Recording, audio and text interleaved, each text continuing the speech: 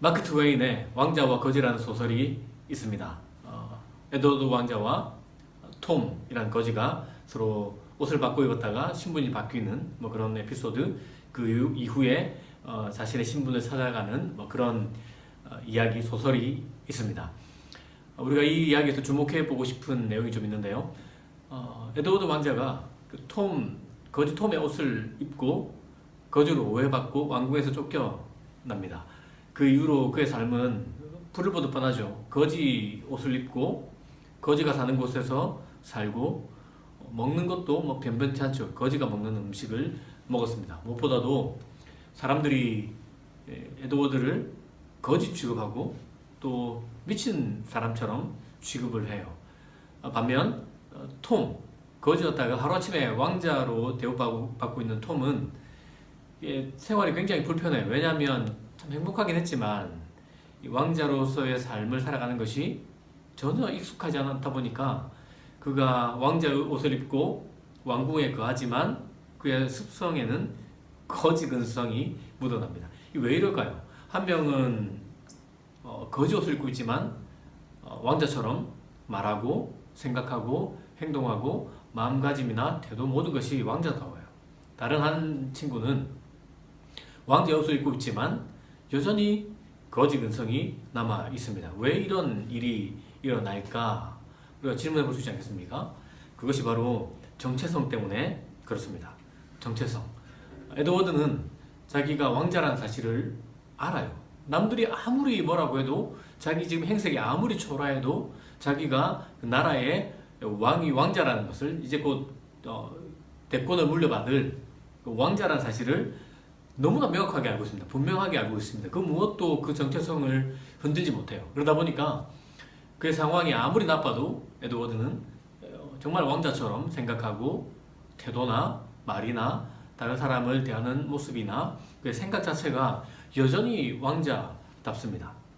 그의 정체성 때문에 이런 일들이 일어나고 있다라는 겁니다. 우리가 본문으로 삼은 말씀 디모데 전서를 보면 사도 바울이 디모데를 향해서 오직 너 하나님의 사람아, 디모데를 향해서 오직 너 하나님의 사람아 이렇게 이야기를 합니다. 디모데 전서 후서를 쭉 살펴보면 디모데에 대해서 우리가 좀 추측할 수 있는 부분이 있어요. 디모데가 굉장히 좀 마음이 여렸던 것 같고요. 또 나이도 젊었어요. 그러다 보니까 다른 사람들의 어떤 말 한마디, 일어나는 사건들이나 상황들에 마음이 되게 좀 흔들리고 연약한 부분이 좀 있었던 것 같습니다. 그래서인지 사도 바울이 디모데를 향해서도 더욱 너 하나님의 사람아, 너 하나님의 사람아 라고 이름을 불러줍니다. 성경에는 사실 우리가 많은 하나님의 사람들을 만날 수 있죠. 하나님께서 자신을 소개할 때 나는 아브라함, 이삭, 야곱의 하나님이다 라고 말씀하시고 또 많은 왕들이나 뭐 다윗이나 아니면 뭐 선지자들 이런 사람들은 하나님의 사람이라 할 수 있습니다. 하나님이 그들의 하나님이라 불리기를 좋아하셨어요. 하나님이 스스로 자신을 소개할 때에 아브라함의 하나님, 이삭의 하나님, 야곱의 하나님이다 라고 그렇게 자신을 소개했습니다. 물론 저는 아브라함 같은 믿음이 없어요. 게다가 이삭과 같은 순종을 잘 하지도 못합니다. 야곱과 같은 열정과 끈기가 있는 것도 아닙니다. 그러나 여전히 하나님은 우리를 향해서 너 하나님의 사람아 라고 불러줍니다. 하나님은 정말 한치의 망설임이 없으신 것 같아요. 우리가 우리의 모습을 보면 별로 마음에 안 들지 않습니까? 물론 마음에 드는 구석이 있다 하더라도 그럼에도 불구하고 하나님의 사람이라 불리는 것이 썩 이게 좀 불편하기도 하고 나에게 안 맞는 옷이 아닐까라고 생각합니다. 그러다 보니까 자연스럽게 생각하는 것이나 말하는 것이나 태도나 뭐 살아가는 삶의 방식에서 하나님의 자녀답지 못한 그런 일들이 자연스럽게 생기고 또 많이 일어나는 것 같습니다. 왜 그럴까요? 다시 왕자와 거지 소설로 좀 돌아보면 에드워드 정말 거지였어. 거지 산거지처럼 보였지만 그건 뭐 복장이나 사는 곳이나 먹는 것이나 모든 것이 거지의 거지. 그런데 그는 정말 왕자처럼 행동하고 왕자처럼 말하고 왕자처럼 부위를 지키려고 했습니다. 왜냐하면 왕자니까요. 왕자이기 때문에 그런 겁니다. 그의 정체성이 흔들릴 만한 일이 참 많았습니다. 그 상황이 그랬고 주변 사람들이 다 그렇게 에드워드를 거짓 취급하고 어떤 말투 때문에 미친놈 아니냐고 이렇게 하는 상황이 벌어지니까 상황만 놓고 본다면 정체성이 흔들릴 수밖에 없는 상황이었지만 에드워드는 그렇지 않습니다. 왜냐하면 왕자니까요. 그죠? 왕자이기 때문에 정말 왕자답게 살아가는 겁니다. 이 이야기에 우리 자신을 한번 비춰보면 좋겠습니다. 내가 하나님의 사람이라고 불리지만 하나님의 사람답게 살지 못한다. 하나님의 사람답게 생각하지 못하고 하나님의 사람답게 말하지 못하고 하나님의 사람다운 품위를 가지지 못한다. 그 왜 그럴까요? 우리가 하나님의 사람다운 정체성을 가지고 있지 못하기 때문입니다. 우리 정체성이 흔들려요. 조금 상황이 안 좋으면 내가 그렇지 뭐 저도 그렇고요. 난 정말 안 되나 봐 이런 생각이 들지 않습니까? 주변 사람들이 나에 대해서 나쁜 평가를 한다면 그게 우리 마음이 그런 겁니다. 이게 불편할 뿐 아니라 그냥 내가 그렇지 내가 무슨 하나님의 사람이라고 뭐 이런 생각이 드는 거예요. 그러다 보니까 자연스럽게 정체성이 흔들리는 삶을 살아갈 수밖에 없는 겁니다. 여러분 꼭 기억하셔야 됩니다. 우리 하나님의 사람이에요. 내가 어떤 상황이 있든지 내가 어떤 문제를 만나든지 내 삶이 비록 초라해 보인다 하더라도 나의 삶의 행적이나 또 내가 살아온 삶의 궤적이나 나의 모습이 초라할 수 있죠. 그죠? 그러나 그것 때문에 왜 정체성이 결정된 것? 아닙니다. 지난 시간에도 말씀 나눴지만 우리의 정체성은 내가 어떤 성취를 했느냐, 내가 어떤 걸 소유하고 있느냐, 내가 무엇을 이루었느냐, 내가 스펙이 어느 정도 되느냐, 내가 갖춘 조건이 뭐냐, 내가 어떤 일을 하고 있느냐, 뭐 이런 것이 아닙니다. 하나님에게서 우리의 정체성을 찾을 수 있습니다. 하나님은 우리를 밭에 감추인 부활하시고 하나님은 우리를 값진 진주하십니다. 하나님은 우리를 향해 예수님 짤이라 하세요. 실제 예수를 주고 사셨기 때문에 그렇습니다. 여러분 우리는 우리가 살아온 어떤 것들, 행한 어떤 일들, 삶의 궤적들, 나의 생각, 언어, 행동, 다른 사람의 평가, 시선 이런 것들에 기대어서 우리의 어떤 정체성을 결정하려는 성향이 있습니다.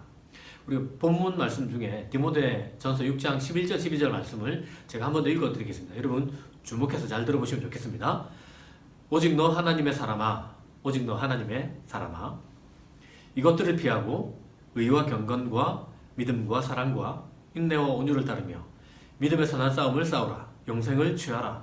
이를 위하여 내가 부르심을 받았고 많은 증인 앞에서 선한 증언을 하였도다. 사도 바울은 우리가 읽었던 본문 바로 앞에 보면 피해야 할 어떤 일들을 쭉 열거하고 있습니다.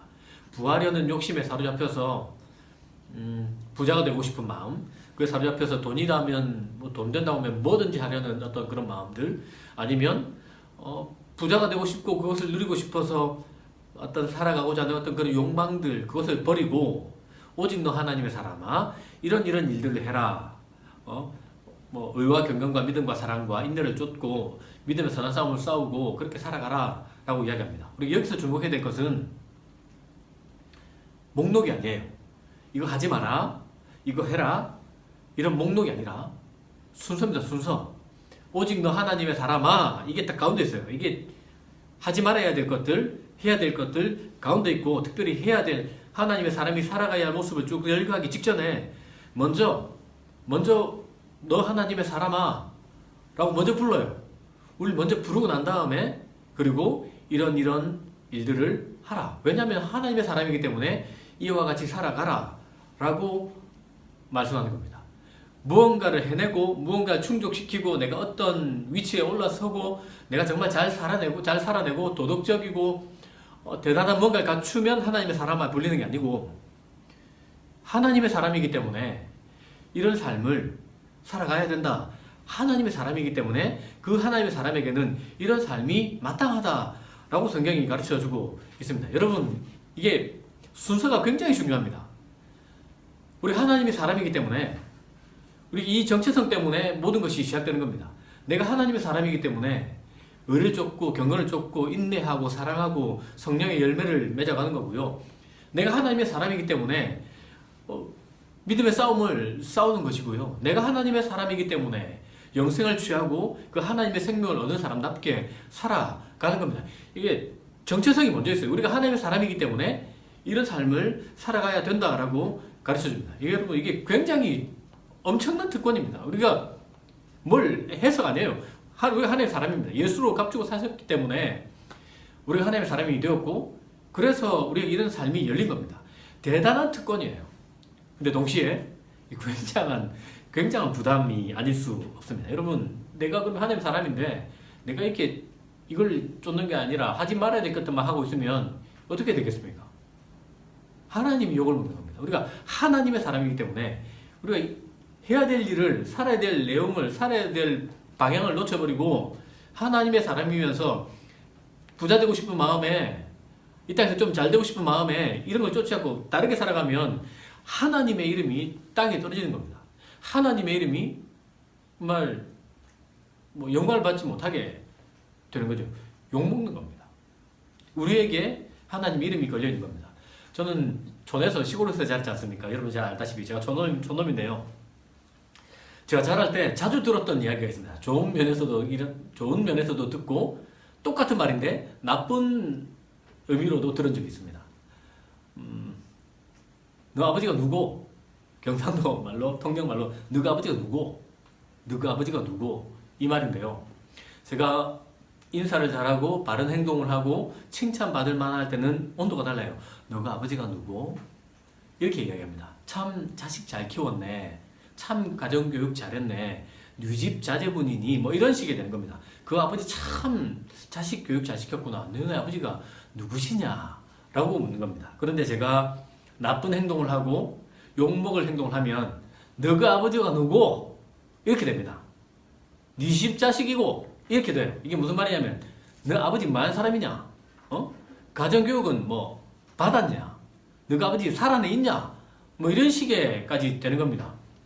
그러니까 저희 행동 때문에 저희 아버지가, 저는 이렇게 행동해도 저희 아버지 아들이고요, 저렇게 행동해도 아버지 아들이에요. 그런데 제가 행동을 잘못하면 아버지가 욕을 먹어요. 제가 행동 잘하면 아버지가 칭찬을 받고요. 그렇게 되더라고요.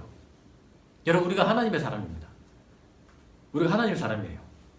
하나님의 사람은 살아가야 할 삶의 방향이 분명합니다. 우리가 그렇게 살면 하나님의 이름이 높아져요. 뉘집 자제분이십니까? 너네 아버지가 누구니? 라는 말을 듣게 되는 겁니다. 반대로 우리가 잘못 살면 너 아버지가 누구? 라는 말을 듣게 되는 겁니다. 우리가 잘 살아야 되는 겁니다. 여러분, 우리가 잘 살아야 돼요. 잘 살아야 하나님의 이름이 영광받고, 잘못 살면 하나님의 이름이 땅에 떨어지게 되는 그런 상황이 벌어지는 겁니다. 이게 엄청난 특권인과 동시에 어마어마한 부담감입니다. 왜냐하면 잘 못 살 때가 많지 않습니까? 안타깝게도 저도 그렇고요. 아마 제가 섣불리 속단하기 못하지만 여러분들도 똑같이 실수할 때가 많고 부끄러울 때가 많지 않습니까? 그러면 하나님의 사람이라고 안 불려야 되는가? 라는 질문이 생길 정도 아닙니까? 어떻게 되는 걸까요? 하나님의 사람이면서 하나님의 사람답게 살아가지 못하는 나는 그럼 어떻게 해야 될까? 라는 질문이 생깁니다. 그 대답이 예수입니다. 그 대답이 예수입니다. 여러분, 복음서를 한번 잘 읽어보십시오. 믿음의 표대가 되신 예수님, 우리의 믿음의 주가 되신 예수님은 정말 분명한 자기 정체성을 가지고 계셨습니다. 영화 패션 오브 크라이스트를 제가 여러 번 봤는데요. 볼 때마다 참 인상적인 장면이 있었습니다. 예수님께서 로마 군인에게 정말 모진 매를 맞지 않습니까? 정말 온몸이 상한 곳이 하나도 없이 정말 난도질을 당해요. 난도질. 정말 온몸 피를 흘리고 정말 잔인한데요.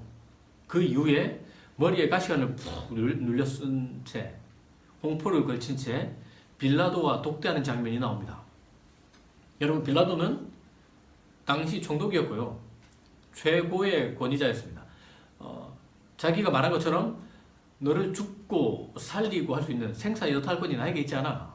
라고 말할 만큼 그런 사람이었죠. 근데 예수와 빌라도가 둘이 만날 때 보면 누가 이게 권위자이고 누가 이게 신분을 당하는 사람인지 헷갈려요. 예수님은 정말 모진 매를 맞고 사람 얼굴이 아닌데 너무 당당해요. 죽음 앞에서도 한치 흔들림이 없어요. 빌라도가 얼마나 많은 사형을 집행했겠습니까? 그럴 때마다 사람들을 얼마나 많이 만났겠습니까? 그 앞에 섰을 때 죽음 앞에서 다 벌벌 떨었어요. 여러분 모래시계 드라마 보면 그 마지막 장면에 정말 카리스마의 황제라고 할 수 있는 최민수 씨가 자기 친구에게 그러지 않습니까? 나 떨고 있니?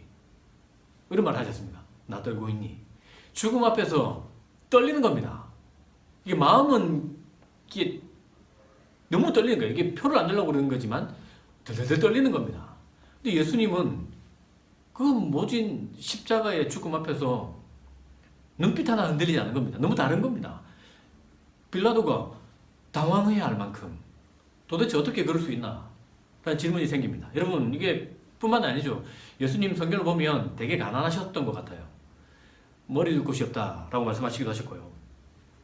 그리고 온갖 질병에 시달린 사람, 크고 심각한 문제에 신음하는 사람들 만날 때도 정말 항상 따뜻한 마음으로 사람을 대해주셨어요.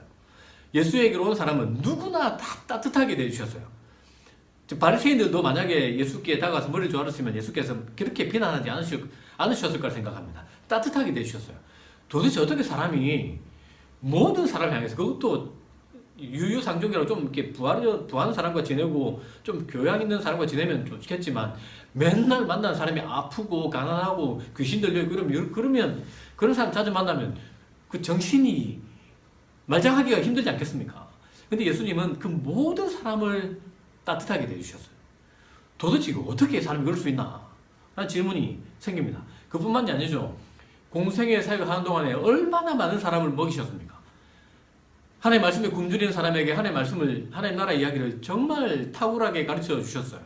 예수의 말씀 들으면 달랐거든요. 그래서 사람들이 다 감동을 받고 마음에 정말 도전을 받지 않습니까? 그뿐만이 아니죠. 귀신 들린 사람, 병에 걸린 사람, 중병에 걸린 사람, 정말 그 나병에 걸려서 한센병에 걸려가지고 정말 사람 같지도 않은 취급을 받았던 사람들을 만나주시고 만져주시고 고쳐주시고 심지어 죽은 사람들까지 얼마나 그렇게 하셨습니까? 그런데 예수님께서 십자가에 못 박히실 때 단 한 명도 예수 편을 들지 않았어요. 그 중에 단 한 명도, 당사자들도, 그 가족들도. 와, 그거 진짜 너무하지 않습니까? 여러분. 게다가 하나님도 예수를 외면하셨어요. 있을 수 없는 일이 일어나지 않습니까? 하나님께 버림받으실 수 없는 분이 하나님에게 버림받는 이런 말도 안 되는 일이 일어났는데 그럼에도 불구하고 예수는 그 길을 걸어가셨어요. 도대체 어떻게 이런 삶을 살아갈 수 있냐면 사람이. 답은 하나밖에 없습니다. 예수님 자기가 누군지 아셨어요. 자기의 정체성이 분명했던 겁니다. 비록 지금 이렇게 매를 맞고, 비록 지금 못 먹고 못 입고, 지금 오해를 받고, 손가락질을 받고, 지금 모든 사람들의 외면을 당해도 하나님의 아들이거든요. 이 세상을 구원하러 오신 구원자라는 사실을, 이 일을 지나가야만 된다는 사실을 예수께서 아셨어요.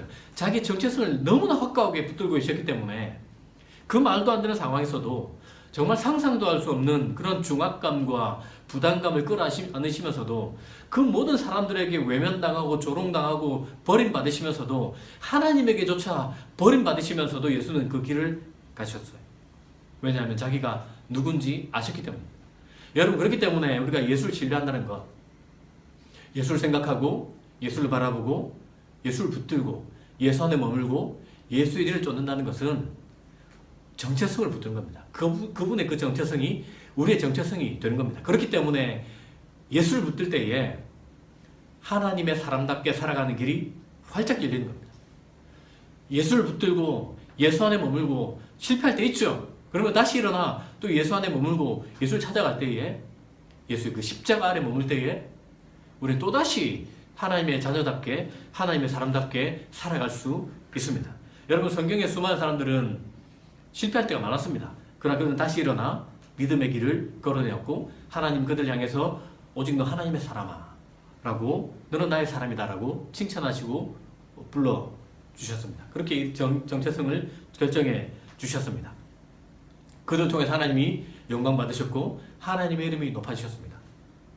이제 우리 차례 아닙니까? 여러분, 이 믿음의 계주에 우리가 바통을 이어받은 것입니다. 하나님은 사도 바울을 통해서 오직 너 하나님의 사람아, 오직 너 하나님의 사람아 라고 우리를 부르십니다. 우리의 정체성이 하나님의 사람이라고 부르십니다. 그렇기 때문에 우리는 의와 인내와 온유를 쫓고 사랑하고 믿음의 싸움을 싸우고 하나님의 생명, 영생입니다. 하나님의 그 생명을 취하고 그 사람답게 살아내고 겸손하고 예수의 뒤를 따르는 그런 일을 할 수밖에 없는 겁니다. 왜냐하면 우리가 그런 일을 위해서 부름받았기 때문입니다. 예수 안에서 정체성을 붙들 때에 우리가 이런 삶을 살아가게 될 겁니다. 여러분, 다시 말씀드리지만 예수를 더 깊이 생각하고 예수를 붙들어야 됩니다. 왜냐하면 자주 잊어버리거든요. 내가 하나님의 사람이라는 것을 너무 쉽게 너무 자주 잊어버리기 때문에 그렇습니다. 그렇기 때문에 우리는 의도적으로 매일 아침 아니면 순간순간 거울을 볼 때마다 자신을 향해서 오직 너 하나님의 사람아, 혁철아, 정원아, 상희야, 담비야, 설주야, 수연아, 너는 하나님의 사람이다. 자기가 자신에게 그렇게 말해줘야 됩니다. 그것이 예수를 붙드는 길이고 예수의 뒤를 걷는 길입니다. 예수를 붙잡으면서 자신을 향해서 이렇게 선포해 주십시오. 그리고 다시 일어나 예수의 뒤를 따라가면 좋겠습니다. 그때 우리는 정말 하나님의 사람답게 그 정체성을 굳게 붙들게 될 것이고 하나님의 사람답게 살아가게 될 것입니다. 사랑하는 청년 여러분, 하나님은 우리를 하나님의 사람이라고 부릅니다. 우리는 하나님의 사람입니다. 이것이 우리의 정체성입니다. 예수 안에 있을 때에 우리는 예수 안에서 하나님의 사람이라는 정체성을 굳게 붙들 때에 정말 하나님의 사람답게 살아갈 것입니다. 예수로 인해 하나님의 사람이 되었기 때문에 더 많이 사랑하고 더 많이 섬기고 더 겸손하게 살아가는 쪽으로 우리 삶의 방향이 결정될 것이고 그렇게 살아낼 것입니다. 예수 안에서 하나님의 사람이 되었다는 이 정체성을 굳게 붙들고 하나님의 말씀을 쫓아 의를 추구하고 정의를 추구하고 사랑하고 공의를 행하고 또 인자를 사랑하고 은혜를 베풀고 의와 온유와 인내를 쫓고 믿음의 선한 싸움을 싸우고 하나님의 생명을 취하는 그런 삶을 살아내는 그런 복된 청년 되면 좋겠습니다. 정체성을 붙들고 하나님이신 참 하나님의 사람이셨던 예수의 뒤를 쫓아 거룩하고 다르게 바르게 세상을 살아가는 주의 청년 되기를 예수님의 이름으로 축복합니다.